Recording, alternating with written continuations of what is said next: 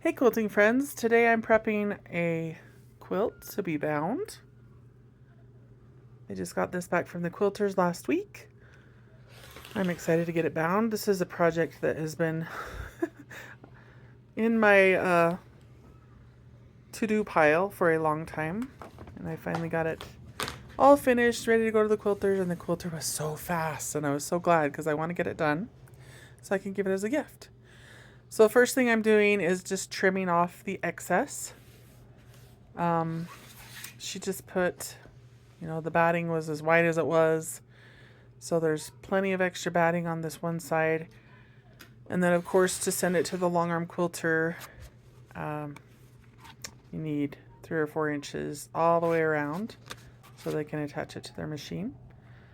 So there's lots of extra on the sides here. And I'll reuse these little batting strips for something one of these days. But I'm just going to trim that all off. It's nice to have a big mat and a long ruler and rotary cutter if you've got them. You could also do this with scissors if that's all you've got, and that will work perfectly fine.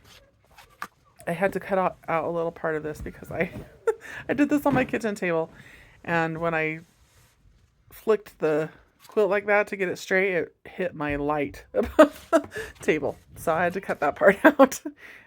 I didn't say any bad words, but okay, that's all ready. This is the binding that I chose, and probably if I were to do it again, I'd probably choose something different. This has a little rainbow on it, and it's a directional.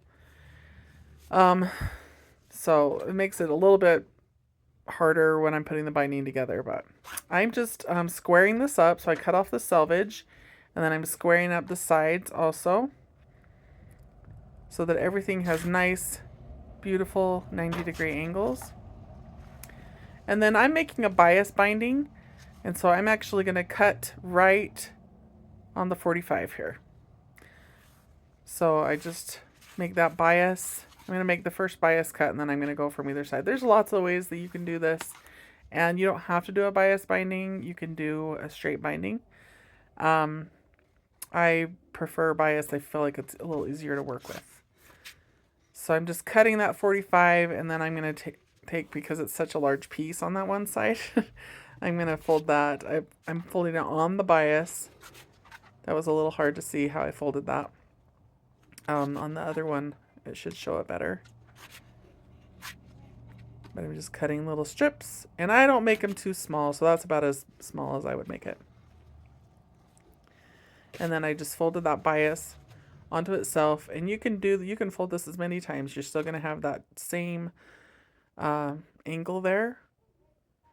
And I'm doing 2.5-inch strips. You can do 2 1/4. You can do a little bit bigger. I did 2.5, and that seems to work really good.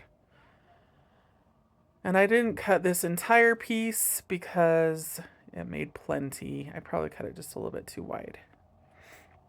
I did like a 1/2 yard, and I probably didn't need quite that much. Now I've got these strips ready to sew together, and you just kind of have to think about that you're making a bias. You're making a diagonal seam right here because it looks a little funny because they're not right on top of each other. Even if I make a straight binding, I do a diagonal seam on my binding pieces. And this is where it made it a little bit tricky with the directional fabric, is making sure that they were all going in the same direction.